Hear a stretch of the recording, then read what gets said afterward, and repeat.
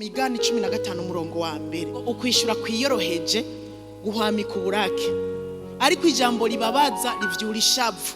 Mu miryango iki kintu umugore w'umunyabwenge ategerezwa kukimenya, akamenya ngo ijambo ryiyoroheje rihwamika uburake, ariko ijambo ribabaza rivyura ishavu. Nico gituma abakenyezi dukwiye kwiga kwishura twiyoroheje. N'umukozi hamwe usanze amenya ikirahuru karandamuka, yamena isahani karandamuka, kubera ko utagutse intora arizo nari nagutumye mengo ntiwumva.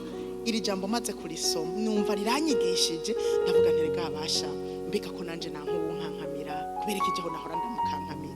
Kandi ijambo ry'Imana rivuga mu cyo udashaka ko bagukorera ntugikorera abandi. Erega burya ndamukankamiye kumbe bica bivyura uburake muri we, nuko atabubasha afise bwo kunsubiza. Ahandi ho no kunkubita yari kunkubita, ibi yamba nabikankamiye ari umugabo mfise ko ububasha yankubita. Nahaba umukozi kumwishura bukebuke, nanje umukozi yonyishura arandamutse jeho noca ndamurungika mu rugo.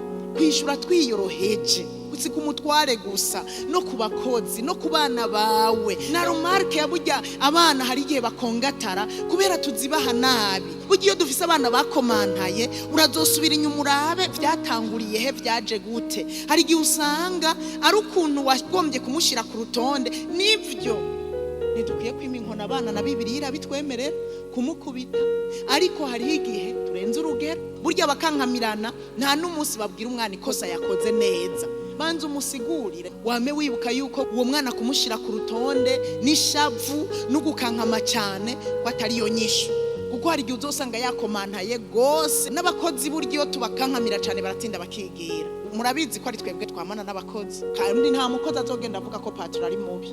Iminsi yose abakozi bagenda bavuga yuko mabuja n'igikoko rudida. Kubera iki? Nitwe tubana nabo kenshi kandi birumvika, tubanye nabo nitwe tubona amakosa bakora. Urumva nitwebwe usanga twavutse. Rero mugabo turabe tuvuga iki, tuvuga gute, dutanga amaromarke gute, uko nubundi guhanura umukozi birakenewe, mugabo ubikora gute. Kandi mumenye yuko ibimushikiye nawe bishobora kugushikira. Jewe niga kutishuza ibirahuri n'amasahani abakozi, navyigishijwe n'ijambo ry'Imana. Ndavuga nti mbega yewe ejo ninamena ikirahuri umukozi ahari sinzomaramara ko nakimurihishije. Jewe nzoca nza ndakizane ndamwereke nti nanje nakiguze, ko nzoca ndekerana mbanza gutahura ko ari accident. Abagize accident nkuko nawe ushobora kuyigira, ukamena isahani cyangwa ukamena ikirahuri. Mugabo rero tugashuha utegezwa kuyiriha. Wakibonye uko gisa igisuku nyene uzana ikinyene. Isahani ntazi niyo wayiguriye, ntazi niyo yoyikura, warawe wari waguze zisa kumbura ari zinga tukabishuza.